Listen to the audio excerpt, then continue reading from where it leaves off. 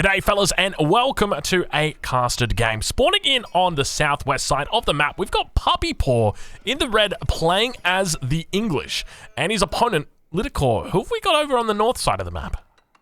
We got a Rus player by the name of Two. So while we have one Puppy Paw on the left side, we have apparently two of it on the right side. That's gonna be a source of a lot of puns today, I feel like. I think you might be right. This is interesting. So we're starting to see more numbers come out in the names. So any of you guys that have got numbers in your names, I'm talking about you know, Jack Johnson, 69, all those classic, what else have we got? Lidicor, 420XX. Get yourselves out there. But we are, of course, on Highview here. There is going to be lots of fun here because we've got Rus and we have got English. So a bit of a classic matchup here, Lidicor. Something that's been popular for quite a while. Indeed, it's a classic matchup, and we have immediately a scuffle between scouts on the left side. A little bit of a dancing around trying to get some kills on those deers. Looks like Puppy Paw was much more successful finding sheep straight away. That's a quite little decent start for him. On the other side, though, so far Two was able to get quite a lot of deer kills, and more importantly, he's able to aggro the wolf. So, decent start for both players, I would say. English versus Rus. How do you feel about this matchup, though? Because we do have a very open map, something that could be problematic for the English to play on in the long run. Yeah, that's a really good point.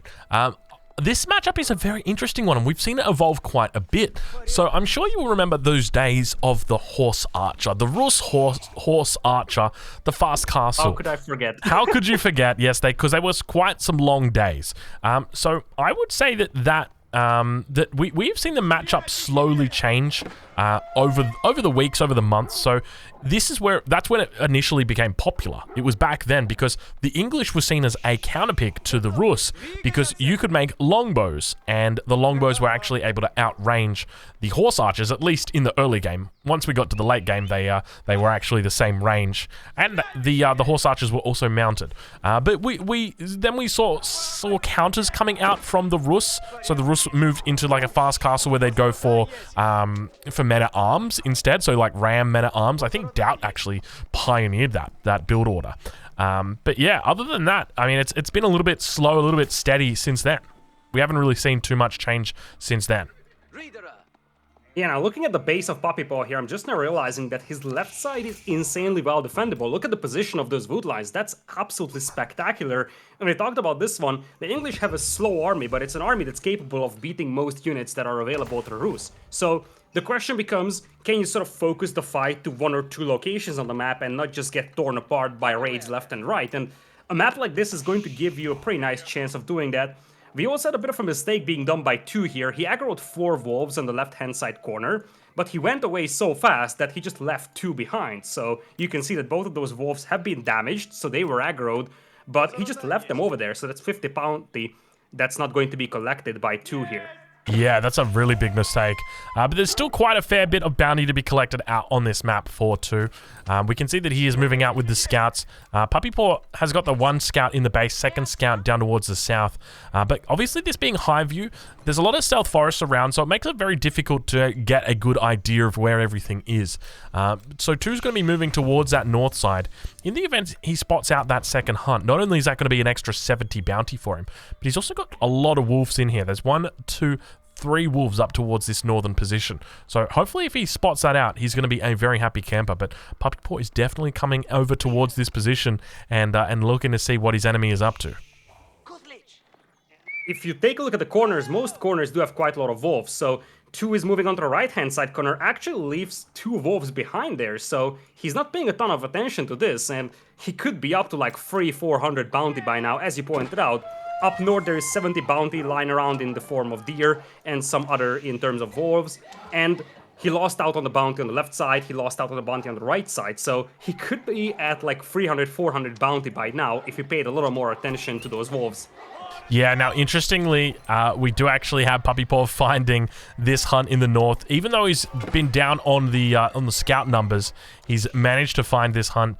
And it looks like Two is going to be calling for reinforcements. He gets his 2nd scout up here, but Going to be able to pick up most of these deer here and probably going to be looking to chase this scout, potentially even look to take out this wolf if he's paying attention, but doesn't seem to be the way. But Puppy Paw now also reaching the next age. We see that he's come up. So both players are in age 2 now. Feudal fighting has begun.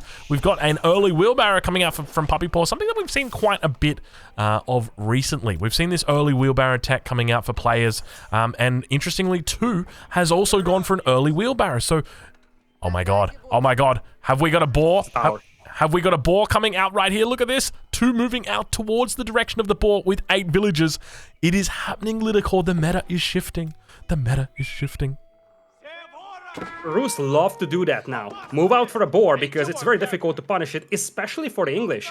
Because what are the English gonna go for? They will go for longbows most likely. A unit that's going to struggle taking down towers at the beginning. So you have a relatively high safety for that boar, and of course you have the stealth forests out here, which make it much more difficult for the opponent to find it. Generally speaking, the English with the slow-moving army has a tough time finding such proxy bases out there. Look at that, the palings have been deployed by that longbow from Puppy Paw trying to repel those scouts. Scouts trying to pick off the villager, but it looks like Puppy Paw is getting away with this tower here. He's going to keep that villager alive. Yeah, villager down to 6 health now. You can see all the scouts coming out. I don't know if that villager's going to be alive. Another scout getting called in. It looks like it goes down. The doubt post at the same time. Boar going to be taken over on this western flank. Very unfortunate position right there for Puppy Paw. You did jinx him, in fact, but we now see, is there another villager coming out? It looks like a second villager is going to be pulled out, and Yawarko going to be pulled out towards the base. But yeah, very, a lot of resources invested in that one villager. I don't know if that was worth it for Puppy Paw. That was like what, 4 or sorry, for 2. That was like 4 scouts that I think we saw. That was a lot. Yeah, that was exactly what I was about to say. That sure thing, it looked fancy, killed a villager, but if you think about that, that's 1 villager for a price of 4 or 5 scouts. And if you look at that hunting cabin on the berries, that's telling me one thing. Q doesn't have a ton of food to work with. Well, aside from that boar. But he's not gonna be able to ferry in deer. And the thing is that he's got a couple of villagers on that hunt, but he can't really add more villagers on food. He's running out of sheep under the town center, he doesn't have access to berries. So yeah, the boar is a sustainable source of food, but he simply has no tools to add more villagers to food because there's just no more food left for him to take right now. He's gonna have to walk all the way to the back of his base for that hunt potentially to have access to some extra food. Yeah, I wouldn't be surprised if we do see him do that. He's walled up, so he's preventing the movement of Puppy Paw to come through there. And Puppy Paw now with that next villager, going to be looking to add in a second outpost. And he's slowly working towards this front, but he's going to be able to secure up the berry patch. That hunting cabin definitely going to be going to waste there. And a bit of a head scratcher, realistically. Not sure exactly why he decided to go for that, but I guess he didn't really have too many options. You can see that he actually did manage to take out one of the berry patches, so who knows exactly, you know, what his intent was, but now going to be heading onto stone. A curious decision here again.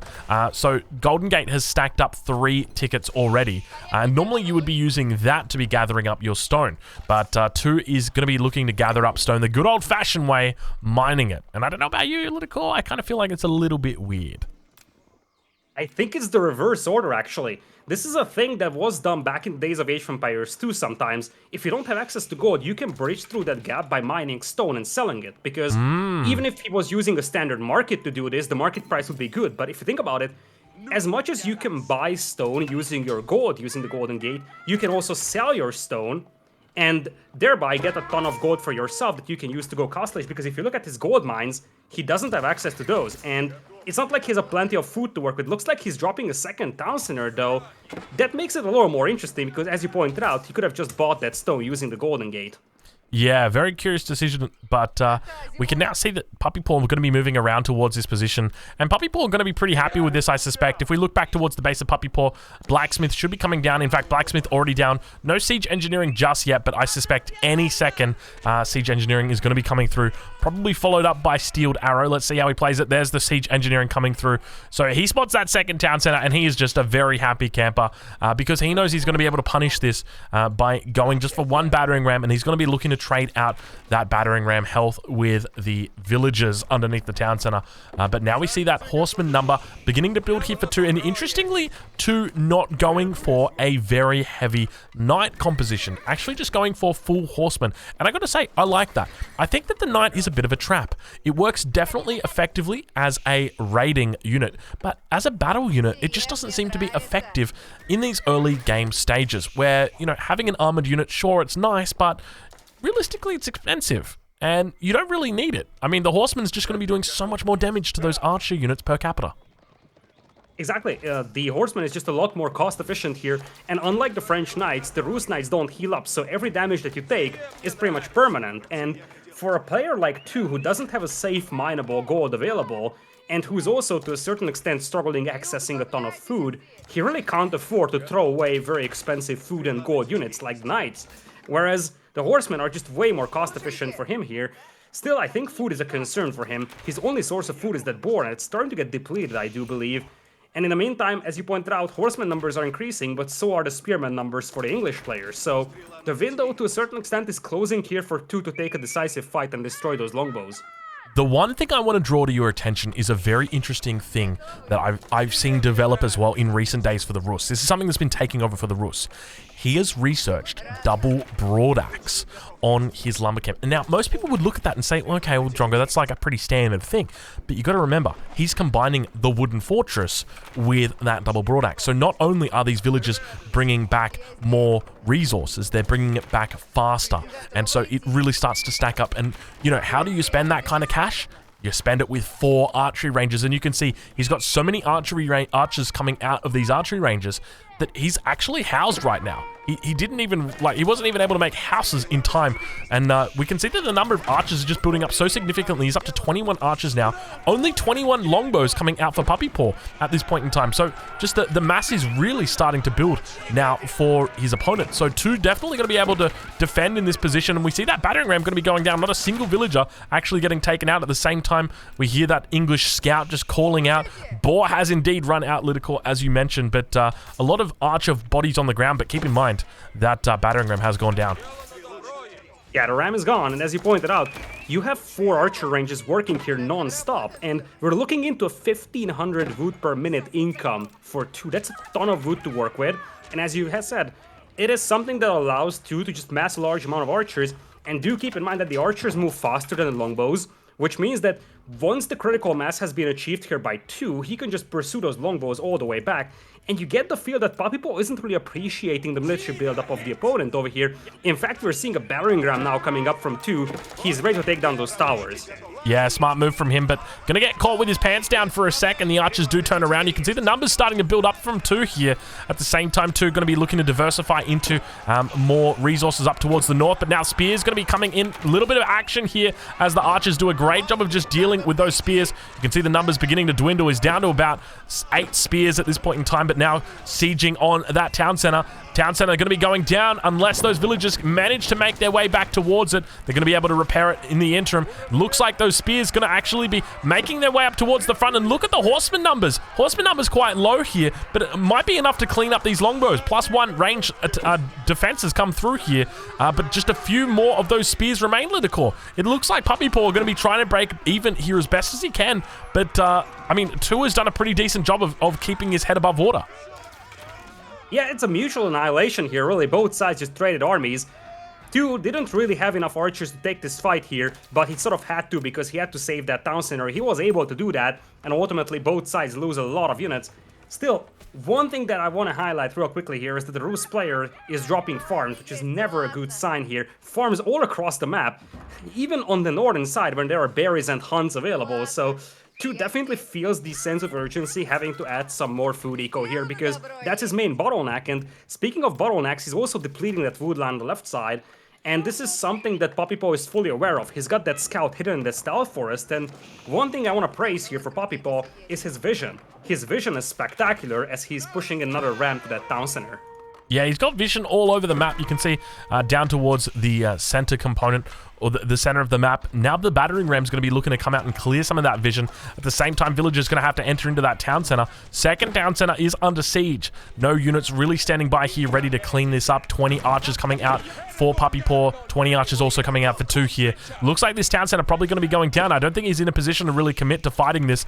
Reinforcements going to be coming out right now from Tu. And I would honestly be pushing at this point. You'd need to bring villagers, though. That's the thing. At least you got to start by repairing the town center. But now those archers going to be trying to look to take out these longbows, moving back towards this position that we've seen him fight. There's no outposts in sight, but yeah, definitely not a fight that's going to be easy to win. Not at all. And the thing is that Papipo is doing this even without the network of castles bonus. Imagine if he had that even, and a town center is gonna get taken down. That's not the primary TC, so if it gets destroyed, now that it does get destroyed, it's not something that you can repair. It's permanently gone. Yeah. And when you look at the villager number at the end of the day, it's 48 to 56. So you basically built a town center for 8 extra villagers. That's not a good trade over here for 2, as the longbow numbers are still quite high. And the thing is that there is just simply not enough cavalry here for 2. I don't think that he can afford it. His food income isn't good enough for that. Yeah, honestly, from 2, I would just love to see a big push come out right now, and this is exactly what we're seeing. Keep in mind, he's going to have the reinforcements that are coming in. Battering Ram still doing a lot of work in the base there, so he really needed to pull villagers a lot earlier than what he has. And I almost feel like he just hasn't pulled enough villagers at all. In fact, he hasn't pulled any villagers, and he's going to continue to lose infrastructure as long as he holds out. Now, finally, those villagers going to be pulled, and it looks like the archery range is going to be going down here as well. So he's going to be down to 4 archery ranges from that peak of 5. But I mean, we're 16 minutes through this game. Neither of these players look too intent on getting up to that castle age just yet.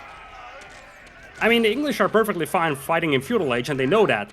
They have the longbows, one of the strongest feudal age aggression civilizations out there, but now the critical mass has been achieved here by the forces of 2, and he's finally thinking about taking this fight. Once again, spearmen come in to reinforce, and just look at that trickle of reinforcements coming in for Papipo. This is the thing that's bottlenecking 2 right now. Sure enough, he had 4 or 5 archer ranges working, but now if you look back at the base of Papipo, he's got that council hall working non-stop, and the food eco behind this is so good that it allows him to continuously reinforce the battlefield with longbows, and now we're seeing a drastic shift in the unit composition here for Papipo. He's dropping triple stables, he's ready to switch into cavalry. Very smart move here from Papipo. Now, Papipo has probably done the math and saying, well, hold on a minute. Look how fast he's chopping through this wood. He's got so many archery ranges. This guy, he is intent on sticking to this composition of archers, and then, like, occasionally making a single horseman. So what if I just do a switch when he's not looking? And that's exactly what he's doing now. You can see 2's actually going to be able to push out, grab a few reinforcements here. It looks like 1, 2, 3, 4, about 5 longbows going to be able to go down here. But a push going to be happening towards the base now of Papipo, and you can see that he is responding with a whole bunch of horsemen coming out himself. Ideally wants to keep them in his base, wants to build up a good mass, and then finally take the fight.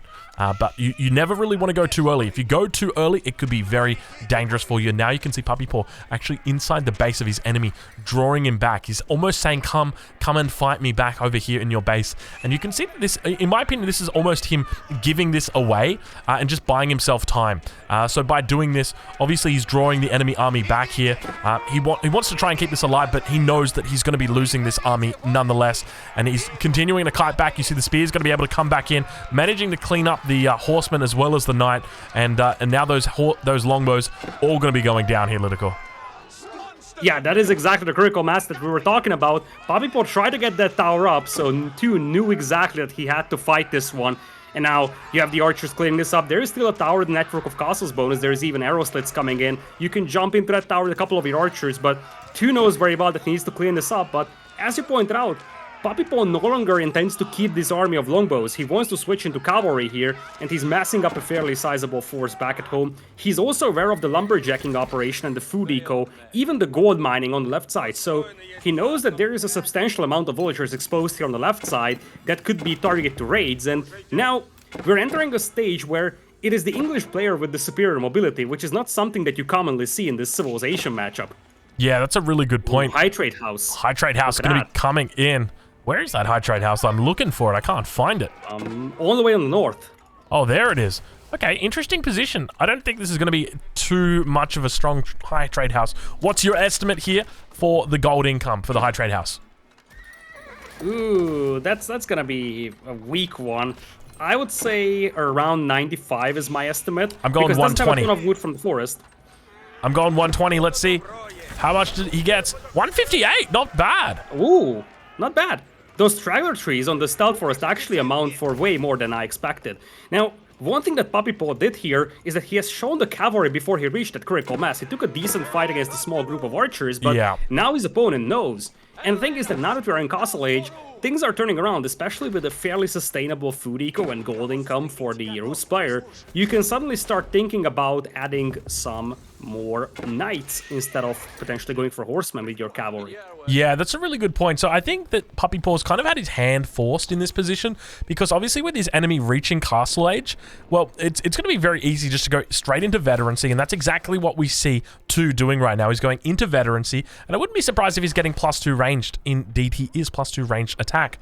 So that's going to be meaning that the archers are going to be dishing out about, I think, 10 damage, if I remember correctly. It could be 9 damage, though, once all the upgrades come through. But it's going to be a huge amount, and they're going to be very easily able to kite all of those horsemen. So he's going to look to try and have a little bit more mobility around the map, but now 2 going to be moving in. Keep in mind, battering rams are able to be built here for 2. He did research siege engineering a little bit earlier, but now it looks like Puppy Paw going to be the one that's under attack. Age up coming through for him. King's Palace going down. Lidakor, is he going to be able to hold in this position? I think so. He's got triple stables over here, and he just needs a couple of knights to clean up those archers. Really, archers won't work that well over here and on the north. Look at that. There's the counterattack with the horsemen, and this seemingly goes unnoticed by 2 here. He's losing a lot of villagers in the gold mine, not a single villager garrisoned inside the towers. Minimal reaction to the other group of horsemen here. And once the knights start popping out for Puppy Paw, he can start cleaning up those archers. Bit of a mass migration coming in by Puppy Paw. This group of archers is definitely doing some damage to his eco, but remember, now he has 2 town centers at the King's Palace and his opponent is only on 1. So losing a few villagers is something that Puppy Paw can afford to let happen for the sake of trading off this army and destroying all the archers from the opponent. Yeah, interesting, because we've got a bit of a double massacre happening. 2 at the same time killing plenty of villagers now from Puppy Paw. He's going to be kiting out with this knight. Look at the damage that's coming through from those archers, though. The knight going to be able to tank up 3 volleys from those archers, so not really doing too much damage there. At the moment, villager count 55 versus 59. Puppy Paw going to be running away with a few more of his own villagers. Keep in mind, he's got the wheelbarrow, so he gets a little bit more extra movement speed here. Able to actually outrun the archers, but now the cavalry going to be coming in here. No veteran upgrade yet for these horsemen. Doesn't actually have any upgrades at all other than the +1 ranged attack and the +1, or rather +1 ranged defense and +1 melee attack. Yeah, would really love to see that veterancy upgrade, but he's going to be able to clean up these archers completely. So both players throwing away their archer mass in this situation. Interesting strategies, Lidakor.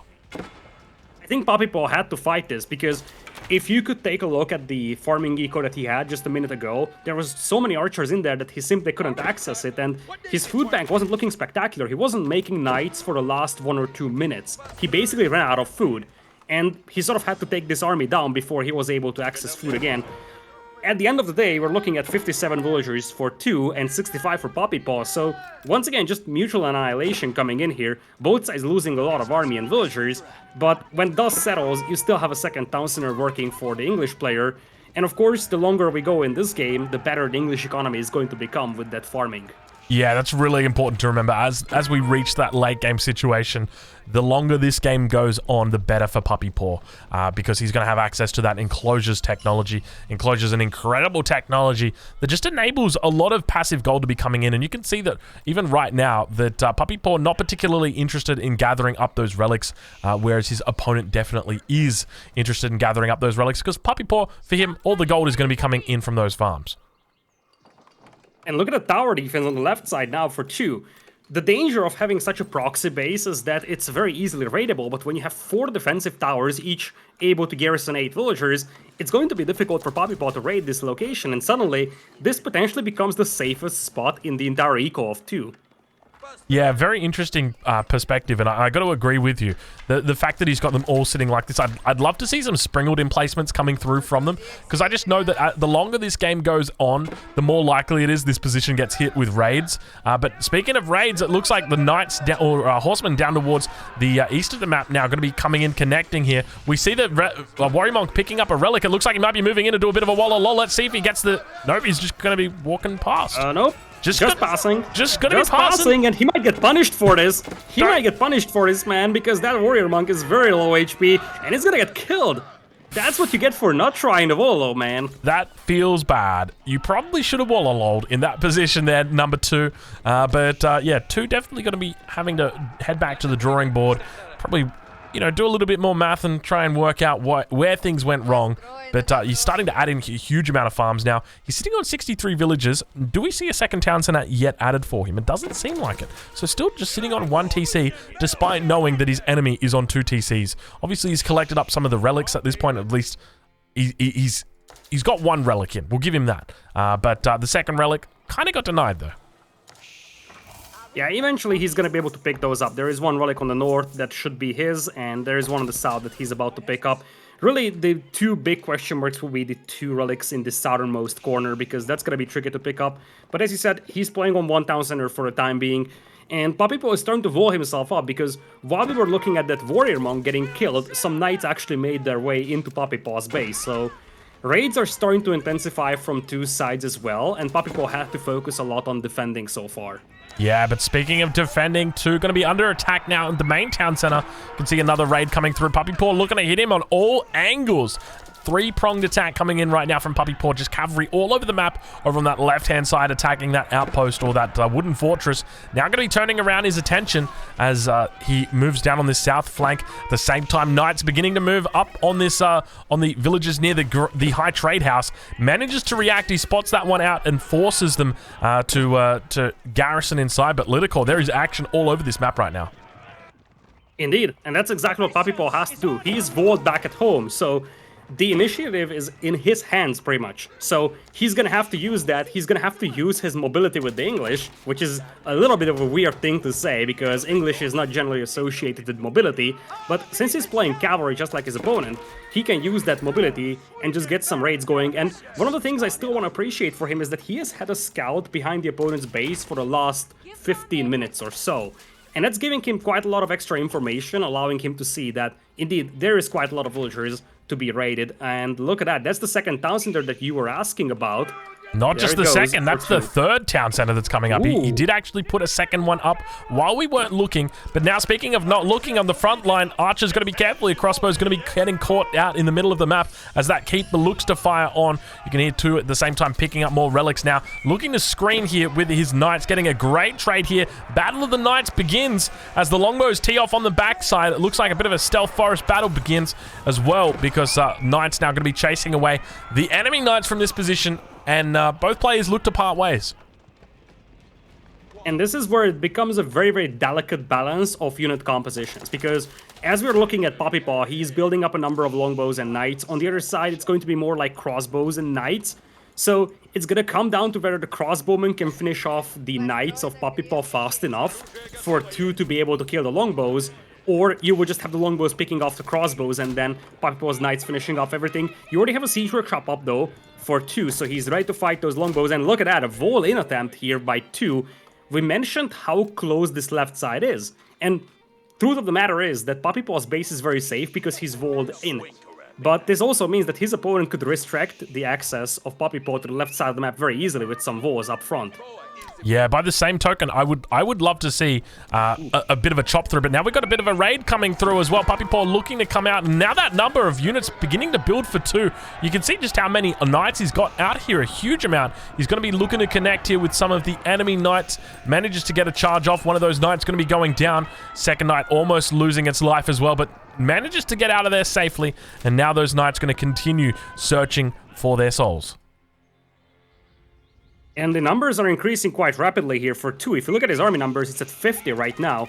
He's got still those archer ranges up from Feudal Age that are leftovers, and now he's using them to make crossbows continuously. He's got a pretty decent knight production, and look at that, speaking of knights, on the left side, Puppy Paw is also breaking in here, stopping those walls for the time being. And this is the difficult thing here for 2, and that's going to be a difficult thing as well for Puppy Paw, that those knights, they are just so difficult to track when they are in the stealth forest. And this is going to make raids much more legitimate and easy to pull off, as we are going to see a raid attempt coming in from 2 on the right side as well. Finally, this scout is going to be going down. At least I hope this scout is going to be going down. It is being chased by multiple crossbows. Finally, that scout does go down. Gosh, that scout has just been whistling for the last 29 minutes about the villagers. But look at the base. The Wingard Palace. Wingard Palace, it gets spotted out as well. These knights are looking to try and get through that wall. He's got line of sight through here. He knows exactly what is happening, but now the attack going to be happening.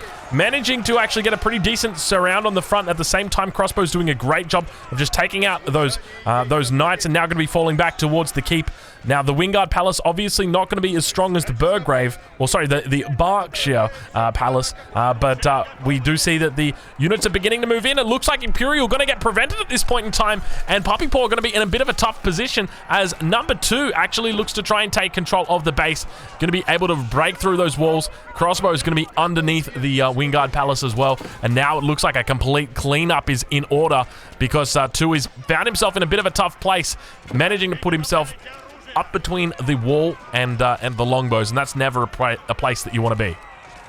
Yeah, but there is not a single knight or crossbowman here for Puppy Paw, and he's got only longbows against knights. I get the feel that at this point, for 2, he shouldn't even focus on that Wingard Palace. He should just send those knights in, because we talked about the fact that Puppy Paw had the mobility with his own knights, but now all the knights are gone, so suddenly he could just be raided by those knights, and 2 just needs to utilize the fact that he's got this mobility component and just distract his opponent as long as possible. He knows that Puppy Paw is going into Imperial. He needs to buy himself some time and look at the northern side. Some more knights and crossbowmen trying to make their way into the base of Puppy Paw here.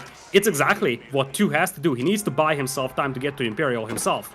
Yeah, it's great to see the mobility coming out from this army. Obviously, you mentioned earlier that the English was running their mobility comp, but now it looks like they've transitioned back into what they call like their bread and butter, their standard play, the men-at-arms, the longbows, that sort of thing.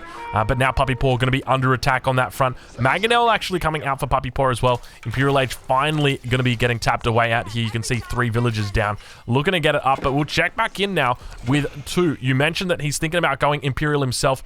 It looks like he's almost managed to finish building up this wall over on the western flank. Still hasn't really got it up, though. Now villagers going to be moving out towards it. But Imperial going to be coming through any second for 2. We'll have a look and see where he looks to drop that landmark down. I don't see it. Do you see it? Not yet. I hear it. I see it. It is just south of the High Trade House. But he's got the 1 siege workshop that's here.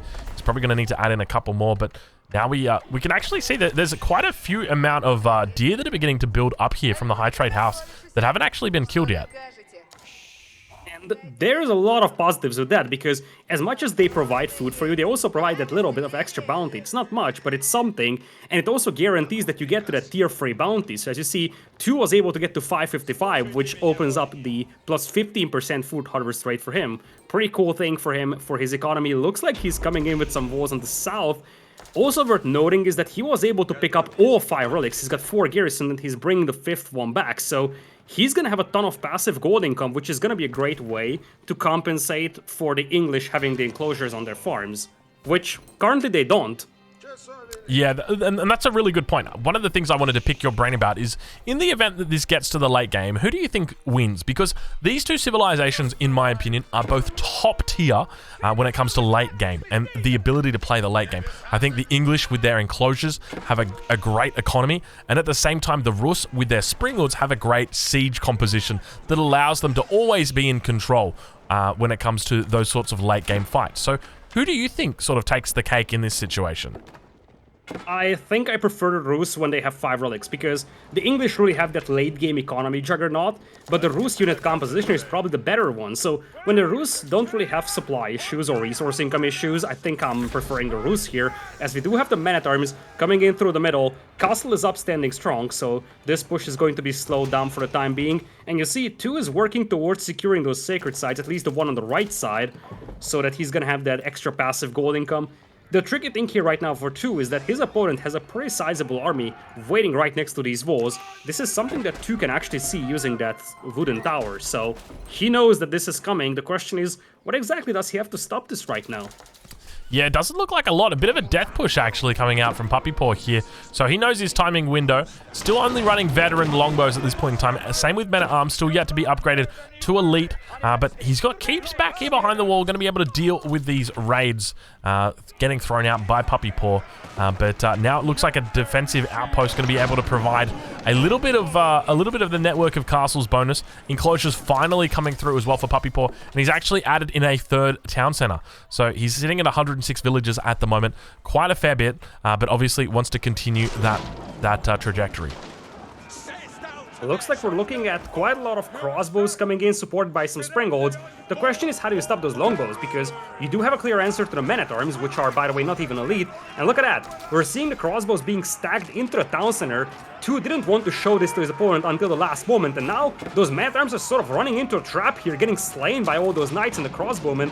They will take down one springold, potentially two, but you get the feel that this wasn't a very effective trade here for Papipaw, especially with no meat shield in front of those longbows now. Yeah, it's a really curious decision that he ran in the men-at-arms. Oh, the knights from the back. Look at that. Yeah, Knight's doing a great job right there. Absolutely able to sweep up all of that siege. But now Elite Longbowman has come in finally for Papipaw. He's going to be able to sit here very, very strong, very, very steady. But at the same time, you can see that he's still getting cleaned up. The Elite Knights has also come through now for player number 2. I say player number 2. He's actually in the player number 1 slot, though. So maybe we should be calling him player number 1. But then I guess that's Papipaw, isn't it? Player number 1. Indeed. But right now, he's in that number 2 spot, as you said. He's sort of forced to fall back. Elite Longbows with a network of castles bonus, that's the best fight that he can hope for, yet it's still going to be insufficient, because the knights are just possessing too much armor here against those longbows, and there's not a single crossbow for Papipaw. We do have a trebuchet here firing all the way from the back, but the longbow numbers are just being decimated left and right. Really no armor-piercing power to the army of Papipaw right now. Yeah, Papipaw trying his best, but having to be forced back here. So great timing there from 2, really bringing it out. I was a bit worried there, honestly. The force from Papipaw was looking very, very scary. But obviously, 2 doing a great job of actually managing to hold on in that position, and now looks to try and capitalize. You can see that Trebuchet probably going to be going down here. Indeed it does. And yeah, I mean, at this point in time, let's do a bit of a stock take. 120 villagers right now for Papipaw, 121 for 2. So these guys are even Stevens at this point in time. And the Great Wall of 2 has indeed been constructed. You can see it making its way all across the map, just zigzagging in and out across through these woodlines, through the stealth forests. But still under construction, though, towards the center. So something he'll have to assess. But look at this, a little bit of a proxy coming in from Papipaw as well. Now, those spearmen are only hardened, so they won't really stand a chance against those knights, but it is such a crucial thing for 2 to find this, because he's finding a lot of villagers to take down here on the gold mine. He finds the barracks that could have been causing a lot more problems. Now a castle is coming up here for Papipaw. You gotta wonder if he can finish this. The spearmen are coming in, now with the veteran upgrade, and I think this castle, I think it should go up, although the villager numbers are getting quite low here. Are we going to see a Doubt Castle here? I don't think so. I think the spears are going to be able to reinforce this position. I'm pretty confident he's got Military Academy. We can see that... No, he doesn't actually have Military Academy. These spears are just coming out so incredibly fast, though. Every 15 seconds, a new one popping out. No, he didn't actually reinforce that position. Decided to send those up to the other side. And now the Doubt Castle comes in. Ouch. That's a feels bad moment. Now, keep in mind, that's not the only villagers on the other side of the wall at this point in time. 2's under attack from multiple angles. You can see that he's being attacked over on the western flank, but at the same time, on the eastern flank, Papipaw is dropping down another keep. So this is going to be the second keep that he looks to get up here. That poor little hunting coming right next to the castle. Oh, and now a castle coming up in the middle as well. There's a chance to retaliate for that Doubt Castle, but too many villagers building it here for 2. He's going to get that up, and he's got some springolds as well to take down siege with. Boiling oil also available on that keep, so you gotta be very careful running close to it with those spearmen and men-at-arms. And once again, you get the feel that 2 is going to take a fairly decent fight here on the defense. Yeah, 2 looking pretty good on this trade. As you mentioned, the keep going to be able to fire out all of those extra arrows, as well as that boiling oil when those units get nice and close. But he's able to clean this up completely. At the same time, now villagers on the gold mine over towards the western position under attack. You can see all of the villagers going to be heading inside the keep for a little bit more of a defensive play. But yeah, this game is definitely beginning to head into the late stages. Both players obviously in Imperial now. All the elite upgrades coming through for them. And now I guess the question is, you know, how does Papipaw look to play this? Because we are entering, you know, that phase where you would expect enclosures is going to start to pay off. But obviously Rus is an incredibly difficult civ to deal with in these late game situations. Especially when they have 5 relics and a sacred site. So we're looking at 600 passive gold per minute for 2. And if you look at 2, his gold income is actually better than Papipaw, because Papipaw was cut off from the gold mine. Obviously 2 is still mining gold, but that 600 gold per minute passively for a Rus player is something that compensates pretty well for the enclosures that are available for Puppy Paw. But I think at this point, the English just have to play a very methodical, slow push, use the fact that they can get trebuchets very cheap from the Ringguard Palace, and just slowly grind down the opponent's base, because one thing that 2 might not have access to, or at least not a lot of access to in the near future, is going to be wood. If you take a look at how the wood lines are distributed, he could have issues in the next 3-4 minutes with that. Yeah, that's actually a really good point. And one of the things that I sort of noted in the early stages of this game, I didn't actually mention it, was that when it gets to the late game scenario, I mean, there's not a lot of wood that is out here for 2. Realistically, he's got maybe 3 or 4 forests toward the north side, whereas Puppy Paw has so much wood available to him. It is ridiculous. Like, there's just so much wood for him to potentially take. It is crazy. Look at those towers in the middle. Talk about the slow and methodical push. He's actually getting Springald emplacements on them instead of Bombard. At least some of them are getting Springald emplacements. But obviously it's going to expand his network of castles bonus. In fact, it has been upgraded to network of citadels, which is going to affect those longbows. It's also affecting those trebuchets, right? Yeah, it does also affect them, yes. But now we can actually see Mangonel's going to be taken out, going to be firing down. A pretty decent shot there. Only manages to just hit the front row of those longbows. They're continuing to fire off, but you can see the Knights actually working a lot of magic in this position. Puppy Paw going to begin pushing through towards all of the longbows and be able to clean up all of this, I suspect. He is having an absolutely great time. I'm curious about his upgrades, though. What kind of upgrades has he got? Still yet to get Boyar's Fortitude. Bit of a questionable decision there from 2. Absolutely, but he still has the cavalry mass, and the thing is that there is no armor-piercing power here for Puppy Paw. He was trying to counter the cavalry with spearmen, but the moment the Streltsy hit the field, it's a completely different story. And those Springolds at the back line for 2, these allow him to take down any Mangonels that would threaten the Streltsy, and you see that this is such a diverse unit composition for 2 that it's very difficult to answer by Puppy Paw. You're talking about some Knights, some crossbows, some men-at-arms now with the elite upgrades, some Streltsy and Springolds, and this is where we're entering the stage where that deadly late-game Rus unit composition is coming into play, something that's going to be very difficult for the English to take down. Yeah, that's a great point. The diversity in this unit comp is absolutely amazing. Like, you're seeing Streltsy, the men-at-arms, the crossbows, Springolds, the Knights obviously top it all off. There's just so much different units coming out from this. It makes it very difficult to counter, as you mentioned. So I would love to see coming out from Puppy Paw, just, you know, a hand cannoneer, horseman composition would be really good, as well as men-at-arms. You know, try and take advantage of that food economy as much as possible, and really try and look to outproduce your enemy. At this point, I think it's wise that he starts to move more production into the center of the map. If we take a look at his production at the moment, he's only got 16 production facilities. Ideally, that should be, you know, double that, even looking at potentially triple that with this kind of economy. But he's now going to be looking to push in towards this keep. You can see the keep going to be going up here. There are siege units on the back line, but more focused on other areas of the map at this point in time. So it looks like he's going to be able to repel from this position. Indeed, he's going to repel the enemies, but still, he's on a bit of a timer. Now you see that forest in the middle is inaccessible. In fact, the lumber camps are being trapped down, so it's not even the villagers being killed, it's just the drop-off buildings being destroyed. On the right side, there's a castle denying the lumberjacks, and soon 2 is gonna have to make something happen here, because he's moving to the left side, starting to chop down a stealth forest, which is a little weird, because there's a big forest on the left side that he could still access. Yeah, I'm not sure if he's aware of it. It looks like he knows roughly that it's here. But yeah, it's interesting. He's actually going to be dropping a hunting cabin right next to it with villagers. He's dropping out many hunting cabins. So looking to try and extend out that gold lead as much as possible in the late game. You mentioned earlier that he's got all 5 relics that are sitting in the bank, and that is definitely true. It's important to remember he's got that sacred site giving him 600 gold a minute, including those relics. But then he's also got the high trade house, which is at 210 gold a minute as well, which puts him up to 810 gold a minute. Now throw in the hunting cabins. I can see a 39 a minute being thrown down here.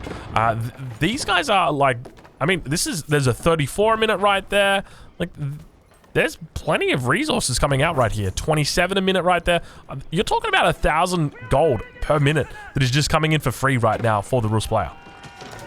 And it doesn't even consume population. That's the magical thing about this one. You don't need a single worker for that. Whereas on the other side, while it's technically passive gold from the farms, it's still something that you have to have villagers spent on. But we have a big battle coming in the middle, and the Streltsy are allowed to fire from the back line here. They're just massacring all the infantry, remaining in stationary position. They just maximize their damage output that way, and you see the infantry gets wiped off from the battlefield in just a split second with those Streltsy out there.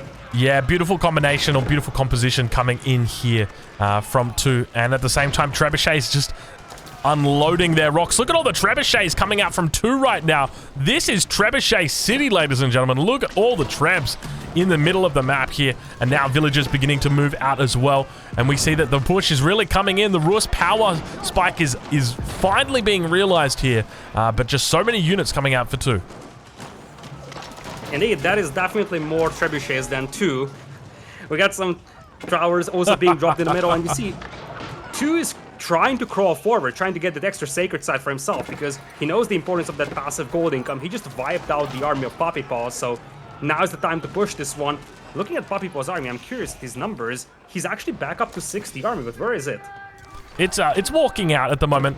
He's got a lot of production, but at the same time, still not enough. Okay, he's managed to get up to 29 production, so doing the right thing. You can see a whole bunch of production going down in the middle of the map, but at the same time, I feel like it's not enough. Honestly, just keep going. Keep going. With the English, you can never have too much production. I'm not even joking when I say like 50 production facilities is perfectly fine for the English. You just really want to keep spamming those production facilities and making sure you've got units constantly flooding the field and just try and drain out your enemy. You can see right now that from the if we turn it over to the resources tab, Puppy Paw at the moment, he's sitting on about 17,000 resources over his enemy. Well, not over his enemy, but 17,000 resources in total. So he's got a huge resource advantage. But now once again, a battle begins to break out in the center of the map.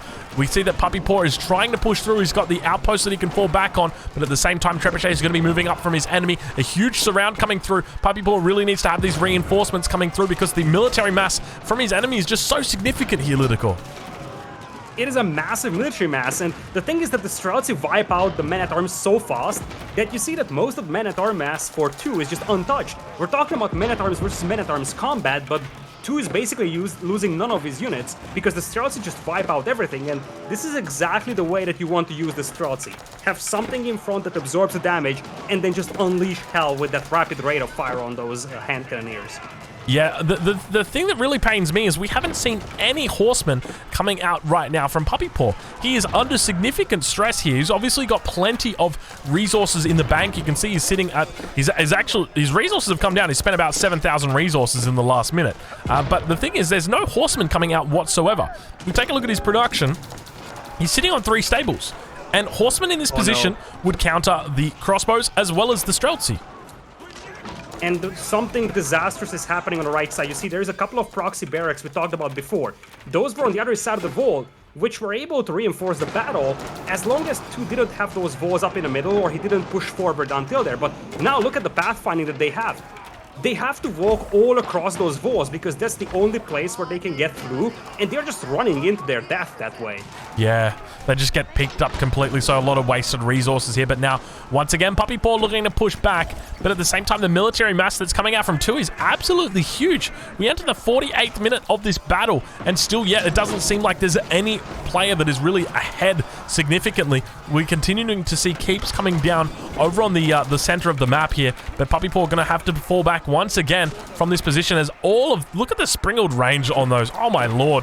13.5 range, just able to take down those mangonels from such a safe distance. You can see the palings also out on the back line here, and now those longbows are going to be firing off. They managed to get that upgrade with the arrows, the incendiary arrows, I think it's called. Yep. Yeah, so that's it, the incendiary arrows. I wonder if they have volley. Yeah, they also have volley, so they are fully upgraded longbows right now. We did actually just see veteran horseman coming through. He's still got the elite upgrade that he needs to do, but Puppy Paw definitely is aware of the fact that horsemen might actually be good here. Like, when you think about the composition that he's going up against, horsemen are effective against every single one of these units. It's the one key that he is missing right now. When we take a look at the perspective of 2, he's only got 5 barracks out, and he's making men-at-arms. He doesn't even have hardened spearmen at this point in time. So he's going to have a really difficult time countering that cavalry at this point in time. So we'll see how Puppy Paw looks to play it. But a switch to cavalry here would be successful. It wasn't too good for him in the early game, but maybe he can make it work in the late game. Yeah, it's possible. The tricky thing is that the Streltsy will have a ton of damage output anyways, and as long as you have the Men-at-Arms in front to absorb the attack of those horsemen, you can use the Streltsy as a fairly effective weapon to wipe out the horsemen. And obviously, when you're playing with horsemen against Streltsy Men-at-Arms, you have to be careful not to just get your resources drained like that. But once again, Puppy Paw is building up a long mass of units, and those longbows are picking off the Streltsy from a great distance. So, despite the fact that 2 has been winning battle after battle, he simply wasn't able to break out of this position. Now we're getting to the stage where I think there is no more mineable gold left, and if you look at the gold incomes for a brief moment, that's where that shock hits you. 2k gold per minute for 2. He actually has 2 more gold miners mining, but that's basically all the passive gold, the hunting cabins, the relics, the high trade house, and suddenly those enclosures don't even look as powerful as you would think. Yeah, he's got a huge amount of passive gold coming in from here. This is crazy the extent that this goes to. 42 gold a minute, 63 gold a minute, 30. How's he getting so much gold a minute from these? He's got traders. He's got traders? I'm just not realizing he's got traders, although they only carry 25 gold because it's a horribly inefficient trade route. So it has to be the passive gold. I'm seeing 154 gold on those. Oh, then some of the traders are... Oh yeah, not all of them are going to the corner. Some of them are going to the closer market here. Well, here come the longbows, and they are ready to commit. You see quite a lot of traders going down here, quite a few villagers will fall, and this is the heart of the food eco here for 2. Mangonel is also getting intercepted as they pop out of the siege workshops, and that's a ton of damage being done. Those crossbows in that town center on the left side, I think they have been there for like the last 50 minutes. Yeah, this is very, very... Oh my god, yeah, the crossbows in the town center. I forgot about those. Jeez Louise. But Keep manages to get up for 2. He manages to hold this position for now, but obviously is in a difficult spot. Puppy Paw managing to make it past those walls. He's got villagers past the walls as well, and going to be taking the resources. And keep in mind, in these late game positions, that the resources probably become more important than the villagers. Villagers are expendable, but the resources, those are finite. So now, once again, looking to try and clean up these longbows. You can see the struggle that he's having here as the units do make their way there. He's just picking off traders as he comes through the base, being very cheeky, but unfortunately going to find himself between a wall and a Men-at-Arms. That's never a place you want to be. But Puppy Paw could use this one for something great. As you pointed out, resources are finite, and while his opponent was distracted cleaning up all those longbows, Puppy Paw killed 4 trebuchets on the southern side of the map with just villagers, and that's a ton of resources down the drain here for 2.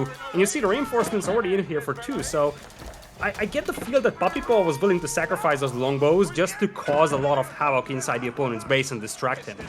Yeah, well, if that was the goal, that's exactly what he's achieved. Puppy Paw now sitting on 38 military production facilities. Compare that to his opponent, who's sitting on 15. And it definitely becomes evident that Puppy Paw is quite a professional when it comes to these late-game situations. Yet still, we are seeing that 2 is managing to hold on almost out of resources completely. I mean, he's got 7,000 food there, but when it comes to these late game scenarios, food is really a meaningless resource. It's all about that wood, gold, and stone, because those are the finite, at least the truly finite resources. Gold probably not so much with traders, but it becomes more apparent in the late game that gold is pretty important. But now it looks like 2 going to be defending this central position. He's down to 81 villagers at the moment, compared to Puppy Paw, who's on 123. Lidicor, is there any way for 2 to get back into this game?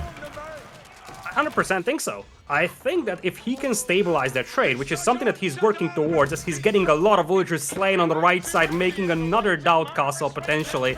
Oh, Doubt Castle? Yep, it's a Doubt Castle.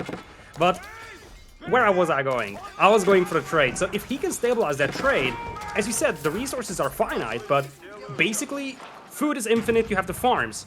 But if you can get your trade set up, your gold is infinite as well, and it's going to be a great gold income as well for the Rus player, not just the English player who has the enclosures upgrade. Yeah, that's 100% a good point.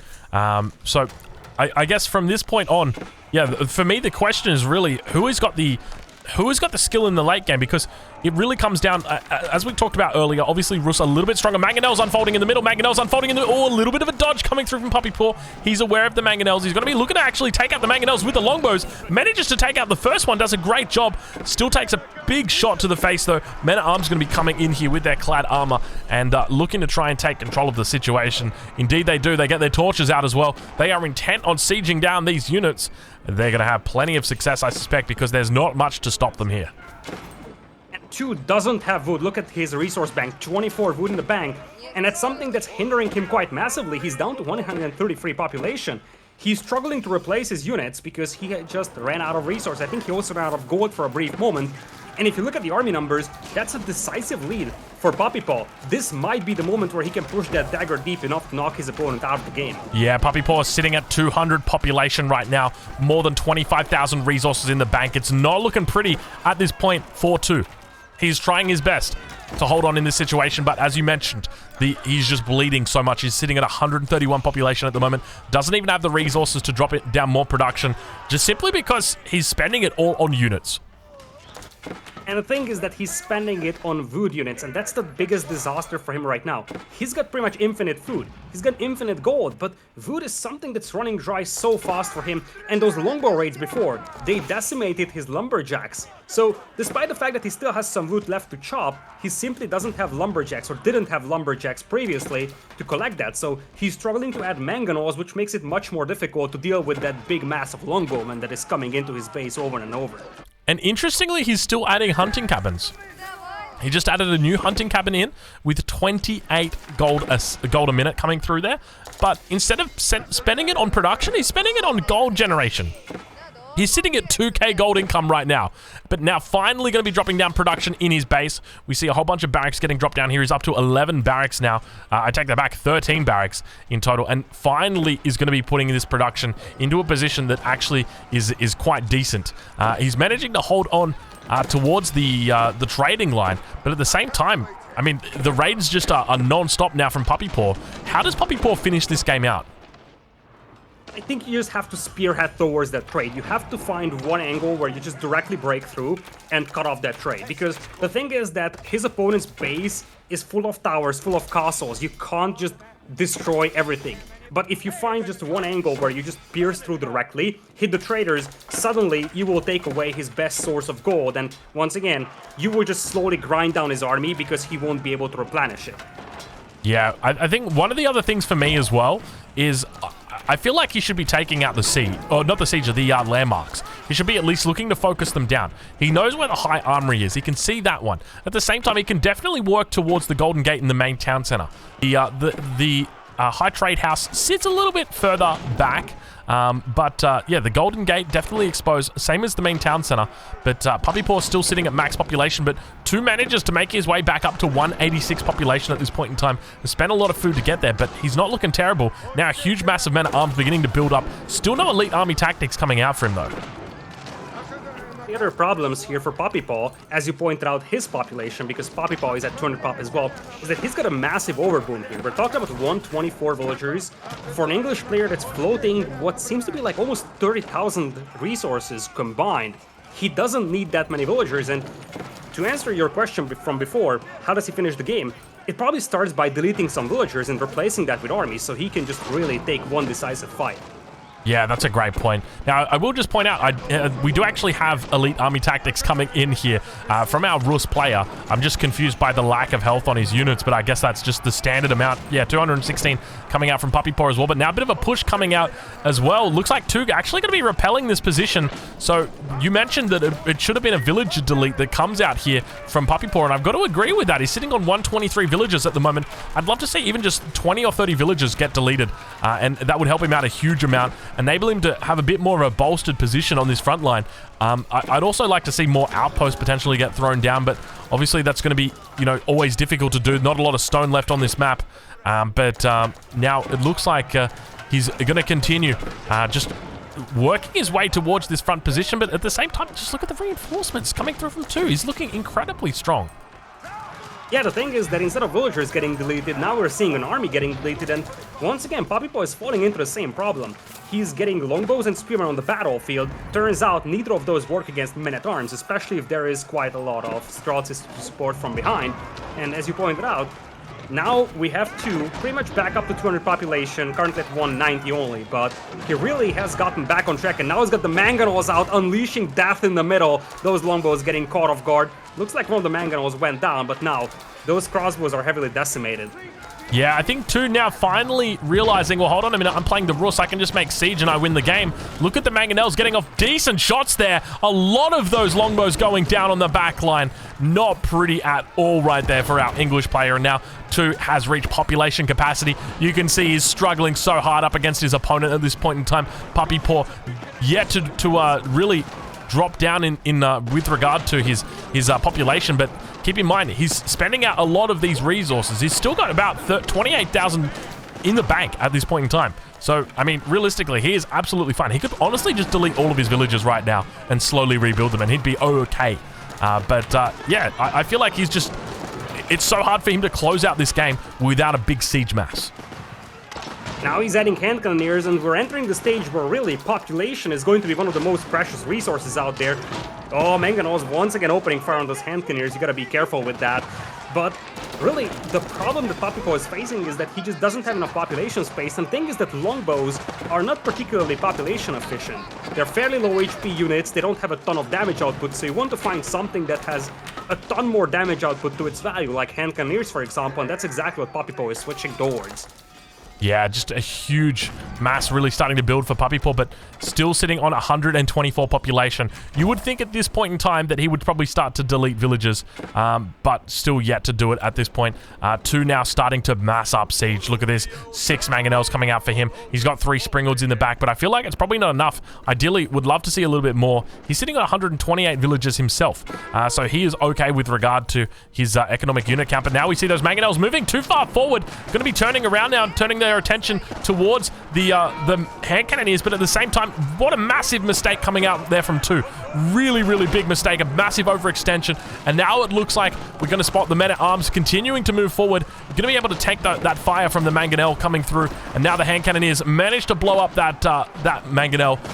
This just went from looking amazing to looking really sad really quickly here, Lidicor. That was a huge mistake, letting all those Mangonels caught off guard. Don't get deceived by the hand cannoneers. Those guys pack a punch. If they can get close to a Mangonel, they can wipe it out with a single volley. So, really, hand cannoneers catching that Mangonel off guard was able to wipe it out, but there's a retaliation potentially. Many of those hand cannoneers now heavily damaged. There's still 1 Mangonel alive, and you got the Streltsy still holding position. Somehow 2 is holding this one. That's the power of the Streltsy and the men-at-arms he has now. Mangonels, look at that, wiping out all the hand cannoneers from the battlefield in just a second. Yeah, it's crazy how much damage these things do. And this is really where the power of the late game Rus comes in, because they're able to make Mangonels. And obviously our English player can make Mangonels, but the problem is, if he makes even a single, but even, oh my god, look at the long distance chopping we've got down here. Take a look down here in Papipo's southern side. You have got villagers running what I would estimate to be 6.3 kilometers to drop off their wood. That is not efficiency. That is not efficiency. I have to disagree with that, because he's playing English, so he's definitely not running kilometers, he's running miles. Wait, do the English don't count in miles, do they?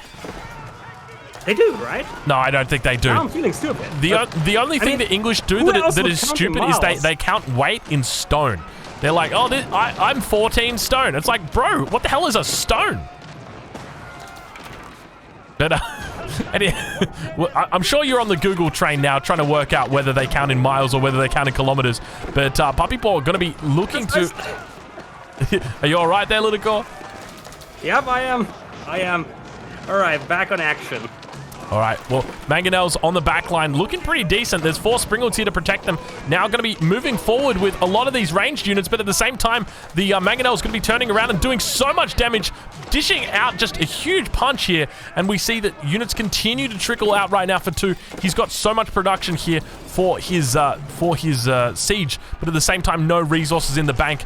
You can see he's got 4 Mangonels under production. He knows how important it is.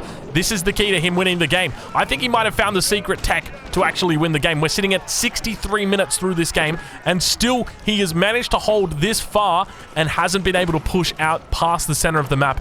It looks like he's once again going to be working his way towards the Stealth Forest. We've got Elite Horseman finally coming out at 63 minutes. Lidakor, could this be it for Puppy Paw? Finally researching the tech. Oh, the Longbows almost got wiped out on a Mangonel fire. Because, yeah, as you said, there's horsemen, but are there enough horsemen to fight this one? That's the big question.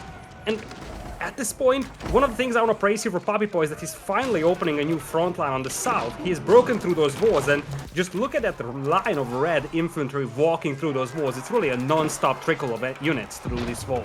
Yeah, now Puppy Paw really doing a great job of you know, sort of changing the angle of attack, and this is exactly what he needs to be doing. You need to think of Rus as this sort of immovable object, and they're so difficult to fight against, especially when you just got them in one alleyway. So now, all of a sudden, Puppy Paw moves out onto the edge of the map. It's such a smart move from him. So, really nice pick up there, and a great play. I would hope to see that he also looks to go onto the north side, and that's exactly what we see. Puppy Paw actually has made his way through towards this northern position, but at the same time, Wooden Fortress is going to be here, able to defend against these villagers. Look at that, he's managing to pick it up, but now an attack also happening down towards the south of the base of 2. 2 is under attack from every single angle. Yeah, the thing is that because Puppy Paw is floating so many resources, he can just flood units non-stop, and he doesn't even have to care about his casualties. He just spam it to spam all day, all night. And as long as he's just keeping his opponent inside his base, he could technically slowly grind him down, but we shouldn't forget the fact that we have an established trade here for 2, and like, that's going to be infinite gold for him as well. And as weird as it sounds like, if this game goes super duper long, like we're talking about the stage where we're starting to run low on wood in the entire map, which is still quite some time away, but at the pace this game is going, it's a possibility for us to reach that point. Suddenly the Rus will just start taking over with that very efficient trade they have, the high trade house. So to a certain extent, I get the feel that Puppy Paw is in on a bit of a timer. Yeah, you're not actually wrong. It's a really good point. Honestly, I would love for him to just delete 40 villages at this point. 50 villages even, because even though you can see he's moving back towards the enemy, base, and he's coming through on multiple angles here. He's got the Bombard out that's going to be looking to try and do some damage here over on that eastern flank. It's not working for him, because the main struggle is this central battlefield. That's where the issue lies. And if 2 wants to, I mean, I say if 2 wants to, but it's been 35 minutes. We've been sitting here watching 2 try and push out of his base, and just infinite battle. I was trying to get that word out. I was thinking infernal battle, an infinite battle just coming out, and 2 finally looking to try and break out of his shell. Jeez, this is so tough. Yeah, the thing is that, Puppy Paw once again eating some big Mangonel shots on the group of Longbowmen. Another volley coming out here. That's going to wipe out most of those Longbows. Oof. And you see, there are so many things happening all across the map, and at this point, I think Puppy Paw is focusing on the right side because he managed to take down that castle, and his priority right now is not the fight in the middle. It is going to be going for those markets, but you get the feel that this could be a mistake, because suddenly, that big force in the middle, Trebuchets, Mangonels wiping out all those crossbows, once again, that big death ball of the Rus could just push straight into the base of Puppy Paw if Puppy Paw is not focusing on the battle in the middle. Yeah, it's absolutely... this game is absolutely wild to me. We've honestly had just an infinite battle coming off, and now look at the siege mass starting to build up for Puppy Paw right here. Mangonels, then the Springalds, then the Trebuchets, at the same time pushing forward with those wooden fortresses. Now got a beautiful concave here happening as well. Horseman going to be coming out. Knight's going to be looking to connect here. He's protecting the siege, doing a decent job. Needs to bring the villagers back to help repair out with these Mangonels, but now looking to try and clean up this position, and Puppy Paw going to be under significant attack because it looks like his enemy has finally found the tech that he needed. The triple Mangonel, as well as the siege and the Trebuchet combination coming out here. And the Streltsy, they are remaining in a stationary position, which increases their attack over time. And once again, we're looking at no response, really, to those knights. We're looking at just palings, but no spearmen, no crossbows, anything. So the knights are able to tank up a lot of damage. Streltsy firing from behind, and there, of course, you have the Mangonels as well supporting, and the towers. Now those sturdy wooden fortresses with Springalds emplacements on them. And Puppy Paw, he's still 200 population, so it's not a problem with population. it is a problem of military numbers, and he's being severely hindered by the fact that he's still at 120 villagers. Yeah, now we got a bit of a surround coming in. It looks like Puppy Paw is definitely going for the kill on these units, managing to snipe out the Mangonel with the longbows, and at the same time, all of those men-at-arms getting shredded completely by the Streltsy. Now it looks like a forward keep going to be coming in as well for 2. He is looking to try and hold on in this position. Trebuchet is going to continue unfolding on the infrastructure here, managing to take out barracks, managing to try and take out that keep as well, but they're going to have to fall back from this position. Knights doing their best as well, but they're also going to have to fall back. So once again, we see a little bit of a hold coming through from Puppy Paw. He's trying his best to hold on in this position and going to be turning all of his attention towards it. Indeed, but breaking through this defense here now for Puppy Paw is going to be difficult because he's constantly flooding the units, but once again, the Mangonels are just taking so effective trades. As weird as it sounds like, these Mangonels are wiping out the army of Puppy Paw faster than he can replenish it on the battlefield, which is just wild. He's sending in the men-at-arms to try and snipe the siege, but this entire thing is so clustered up, and it's very difficult to access those Mangonels. I think there is still at least 2 of them operational, and just dishing out punishment left and right. Yeah, you can see their shots coming out, and more Mangonels now beginning to make their way down towards this battlefield. He's doing such a great job of replenishing from this position. Puppy Paw might be in a little bit of trouble here as well, as we can see that he's going to have to fall back on this position, going to enable those trebuchets to actually continue unfolding on the base that he's built up here. But now the siege continues to unfold. Mangonel shots coming out. Bombard going to be looking to try and take out the Mangonel, but not having too much success because all of those Streltsy going to be moving down towards that position and taking it out. And now we see a huge surge of horsemen making their way towards the front of the field. And at the same time, more wooden fortresses coming up here, probably looking to get more emplacements in on that. But what an absolute insane game we've got here, Lidicor. Absolutely insane here. And the thing is that now the Rus unit composition is starting to prevail at the field because Puppy Paw, his economy is more powerful, but he simply doesn't need more resources. What he needs is brute force power.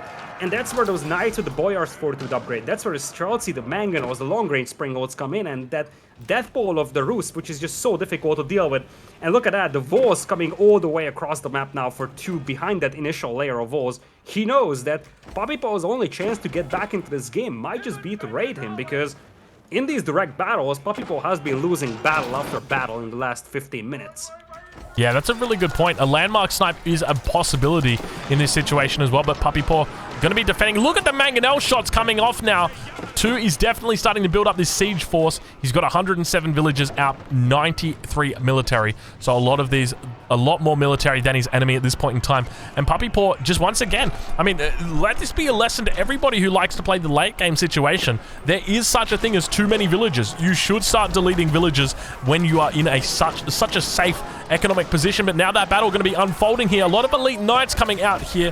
348 health on all of these bad boys. Their Boyar's Fortitude has come through finally. And now it looks like the longbow is going to be under attack. You can see the knights moving back to try and screen, protecting all of those Mangonels. The Mangonels going to be looking to unfold on the infantry any second. Here they go. They're turning around. Going to be moving their attention towards all of the hand cannoneers. A lot of health on those bad boys, but they do all go down. So much damage.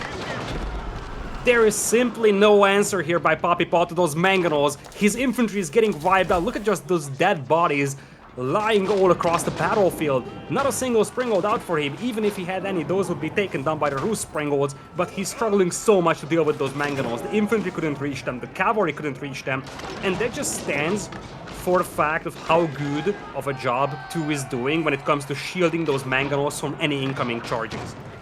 Yeah, it's honestly just really impressive the way that he's screening here. And now moving forward with 7 Mangonels. This is absolute insanity coming out from 2. He's actually looking to take this game off Puppy Paw. Puppy Paw has held this position for an infinite amount of time, it feels. He's just, you know, he was pushing up on the base of his opponent for what seemed like 30, 40 minutes. And now finally 2 is pushed out and is actually slowly ground down his enemy. The infrastructure is beginning to fall from Puppy Paw. He's got 40 production facilities, but many of them have been killed on the front line. We can see more of them going to be taken out. 4 of them taken out so far, as well as that keep. Now a 5th one potentially going to be focused down here as well. Lidicor, is there any way that Puppy Paw can come back into this game? I really don't know, because the thing is that he's still 200 population. I think it has to start with a villager delete, because he cannot take a direct fight right now. He's floating so many resources. He dropped a little bit in the resource bank department, but we could see that he's just unable to take these fights. Vols are being crawled forward with by the forces of 2, and that's just going to make counterattacks even more difficult. In fact, it might even just straight up trap all these horsemen out here in this little corner. Horsemen being slowed down by those 2 men-at-arms that are chasing them. Yeah, you can see he's heading up towards the gap, or at least there was a gap in the wall. There still is a gap in the wall up towards that very northern position, but it looks like Puppy Paw are going to have to turn around towards another angle. He doesn't know about it, or he just might have forgotten about it. But now looks like he is really reaching for another option. I think he might have left it too late. If he had deleted all of his villagers and brought out the horsemen in for a landmark snipe, then maybe I could see it working. But at this point in time, he's really trying his best to keep his head above water, but just suffering so much for it. Exactly. Or even if it's not for a landmark snipe, just flat out diving in on those mangonels with like 40-50 horsemen. As you said, he could have deleted 50 villagers and he would still be fine, and he desperately needs those population spaces for something that takes down the mangonels. He needs to take one good fight where he takes down the mangonel, and if you look at the rest of the army from 2, it's not that super scary. Knights, Streltsy, men-at-arms, sure, but the real danger is the mangonels and the springolds. That's what you have to get rid of, and for that, Puppy Paw needs one thing: population. Yeah, that's the main struggle for him. But now look at this mass in the middle of the map building up. Puppy Paw under significant threat. Look at just how many mangonels we've got out here. Absolute pandemonium coming down in the base of Puppy Paw right now. You can see all the reinforcements coming out from his position. We now enter into the 75th minute of this game, and Puppy Paw is looking like he might actually be losing here, just simply because the units that are coming out from his opponent are just so significant. They're so much stronger, and the mass is just so much bigger. I feel like the only possible way that he could have won this game is just a villager delete. And we've been talking about it now for 30 minutes, 40 minutes. He's sitting on more than 30,000 resources in the bank. Just stop holding on, mate. I feel like you're hoarding at this point. We're going to have to check this guy out and make sure that he's okay. He also detached a couple of units to try and counterattack the right side, but that's backfiring right now because he simply doesn't have the mass right on the middle battlefield to stop this push here. And at this point, we're looking at straight up pushing directly into his base. And as you pointed out, he's losing valuable production, which is going to make it more and more difficult for him to replenish that army. And all across the map, we're seeing layers of walls coming up here for 2. I wonder if this is a Beastie Cutie Smurf, actually, with this type of playstyle. It wouldn't, honestly, it wouldn't surprise me. It really wouldn't surprise me to see Beastie, see this be a Beastie. No, actually, you know what? It would surprise me. Beastie Cutie makes way more siege than this. So I felt like 2 took a while to realize, hold on a minute, I can make siege. Whereas Beastie Cutie, he would have had like 8 mangonels at 2 minutes into the game. He is a different kind of player. But yeah, it's the exact same kind of play style now. Spear's going to be coming out for Puppy Paw, looking to try and defend against all of these knights that are looking to run to get into the base. A pretty decent defense holding on from Puppy Paw, but this, I just feel like it's not enough at this point in time. You can see Puppy Paw still sitting on 113 villagers, managing to actually come in. He's going to be able to connect with the mangonels here. A lot of these horsemen going to be able to try and do some decent damage here, but the mangonels unfolding. All the spears running around. Look at the dodges coming out pretty decently. Big damage though, Lidakor. It's a ton of damage. It's now or never for Puppy Paw over here, but he still is very far away from destroying most of those mangonels, and his army is gone. He took down most of the mangonels, but what was the price for that? He just lost his entire army, dropped down to 120 population. There is the GG. Wow, after... That must have been an 80-minute game. Puppy Paw taps out. He says, you know what? You're just too damn good for me, number 2. 2 is more than 1. And ladies and gentlemen, I hope you guys have enjoyed this casted game. I'll leave a link in the description of where you can catch more Lidakor. Thank you so much for watching.